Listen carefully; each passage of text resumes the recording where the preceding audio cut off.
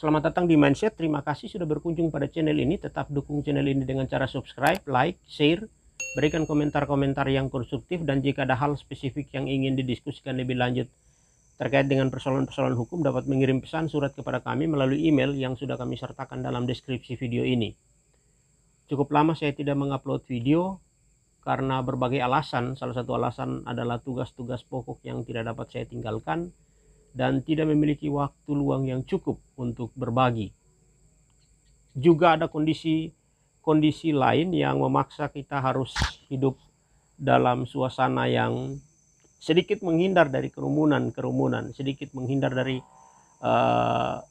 satu aktivitas yang memungkinkan kita terinfeksi virus yang cukup membahayakan hari-hari ini. Orang ada dalam suasana ketakutan dan kecemasan yang luar biasa. Tetapi bagi saya sebaiknya kondisi-kondisi itu tidak berlebihan menguasai totalitas kehidupan manusia. Nah, saat ini kalau sebelumnya telah saya urai tentang dunia perburuhan, masih terkait dengan dunia perburuhan. Dalam video saya sebelumnya telah saya urai tentang perjanjian kerja waktu tak tertentu yang penegasannya ada dalam perhitungan pesangon. Silakan bagi yang belum nonton dapat mengklik link di atas atau link yang sudah saya sertakan dalam deskripsi video ini. Saat ini saya sedikit berbagi terkait dengan perjanjian kerja waktu tertentu berdasarkan atas peraturan pemerintah 35 tahun 2021. Kalau kita menonton video-video saya sebelumnya, tentunya ada beberapa penegasan substansi yang kita paham secara bersama. Misalnya terkait dengan peraturan perundang-undangan, rujukan peraturan perundang-undangan mana yang dipakai untuk memberikan uraian-uraian terkait dengan hukum perburuhan. Nah, saat ini masih dalam dasar yang sama, Undang-Undang Nomor 11 2020 tentang Cipta Kerja, dan penegasan uraiannya ada dalam Peraturan Pemerintah Nomor 35 tahun 2021 tentang Perjanjian Kerja Waktu Tertentu, alih-daya waktu kerja, waktu istirahat, dan pemutusan hubungan kerja. Nah, secara singkat, saat ini saya memberikan penegasan terkait dengan PKWT, khususnya berhubungan erat dengan kompensasi. Tentunya banyak orang yang akan bertanya apa itu kompensasi. Kompensasi penegasannya secara rinci ada dalam peraturan 35 tahun 2021. Di dalam pasal 15, pengusaha wajib memberikan uang kompensasi kepada pekerja buruh yang hubungan kerjanya berdasarkan atas PKWT. Itu artinya pekerja yang diikat dengan perjanjian kerja waktu tertentu, ingat endingnya adalah dia adalah merupakan buruh atau pekerja yang tidak tetap, kontrak, sifatnya kontrak. Kalau di dalam Undang-Undang 13 2003, penegasan maksimal karyawan kontrak itu hanya bisa maksimal 3 tahun, tetapi dalam Peraturan Pemerintah 35 tahun 2021 penegasannya maksimal 5 tahun, diperpanjang sampai dengan 5 tahun. PKWT bisa sampai dengan 5 tahun. Jadi di sini ditegaskan bahwa PKWT, hak dari PKWT adalah pengusaha wajib memberikan uang kompensasi. Uang kompensasi itu diberikan pada saat berakhirnya perjanjian kerja waktu tertentu. Jadi misalnya buruh atau pekerja ini dikontrak 2 tahun, hari ini tepat 2 tahun, maka hari ini harus dibayar uang kompensasi. Ketika dia akan melakukan proses perpanjangan PKWT-nya, seyogianya dia bayar dulu. Dia bayar dulu uang kompensasi pada saat ini juga untuk PKWT pertama. Dia harus membayar terlebih dahulu, baru kemudian dia melakukan proses perpanjangan PKWT. Nah, itu dapat kita lihat penguraiannya secara rinci di dalam pasal 15 ayat 4. Apabila PKWT diperpanjang, uang kompensasi diberikan saat selesainya jangka waktu PKWT sebelum perpanjangan, dan terhadap jangka waktu perpanjangan waktu, uang kompensasi berikutnya diberikan setelah perpanjangan jangka waktu berakhir atau selesai. Jadi jelas di dalam pasal 15 ayat 4, ketika PKWT berakhir hari ini, dia diikat selama 2 tahun, maka hari ini harus dibayar kompensasi untuk PKWT pertama. Setelah itu perpanjangan dilakukan dan pembayaran kompensasi kedua terhadap perpanjangan dilakukan setelah berakhirnya PKWT perpanjangan.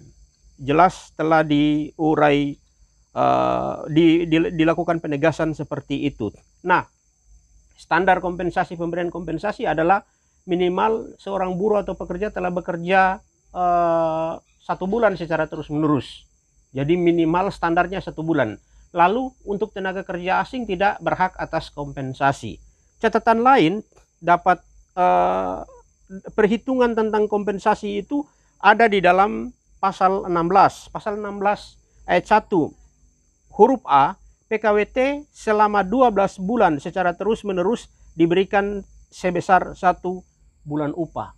Kita bisa bayangkan kalau kemudian PKWT buruh pekerja yang dikontrak dan sudah melaksanakan pekerjaannya selama 1 tahun, secara berturut-turut, maka dia hanya berhak atas upah 1 bulan.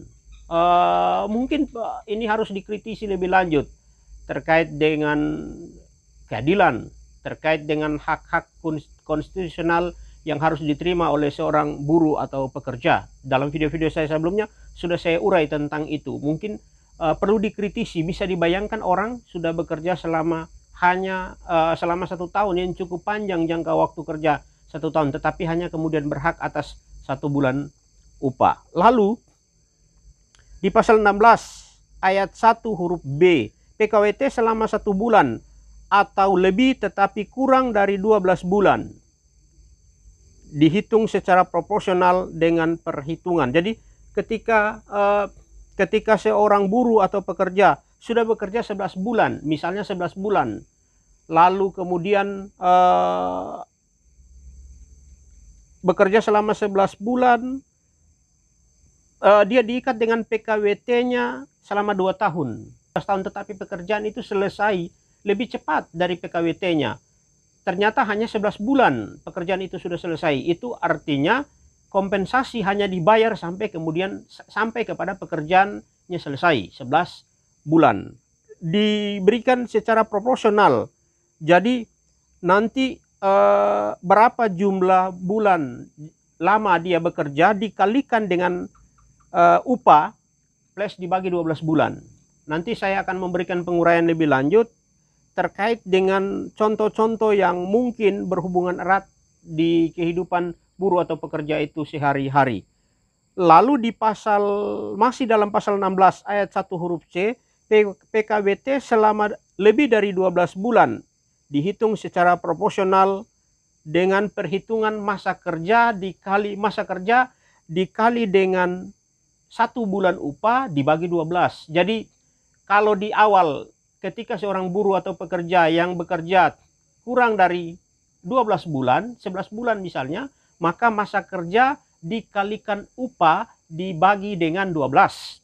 Tetapi ketika dia bekerja lebih dari 12 bulan, 1 tahun 2 bulan misalnya, maka masa kerja itu dihitung. Kalau 1 tahun 2 bulan berarti ada sekitar 14 bulan. 14 bulan dikali dengan upah sebulan dibagi dengan 12, maka akan mendapat hasil akhir yang merupakan bagian yang harus diterima oleh buruh atau pekerja, atau dalam rumusan peraturan pemerintah 35 disebut dengan kompensasi. Jadi kompensasi ini adalah hak yang akan diterima oleh buruh atau pekerja ketika masa kerjanya berakhir. Masa kerjanya berakhir, jadi bukan perjanjian kerjanya berakhir.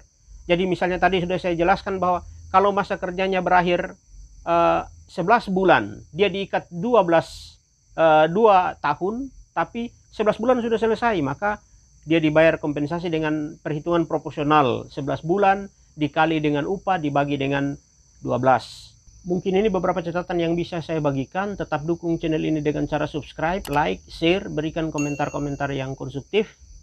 Dan jika ada hal spesifik yang ingin didiskusikan lebih lanjut terkait persoalan-persoalan hukum, dapat mengirim pesan surat kepada kami melalui email yang telah disertakan dalam deskripsi video ini. Sekian dari saya dan salam hormat.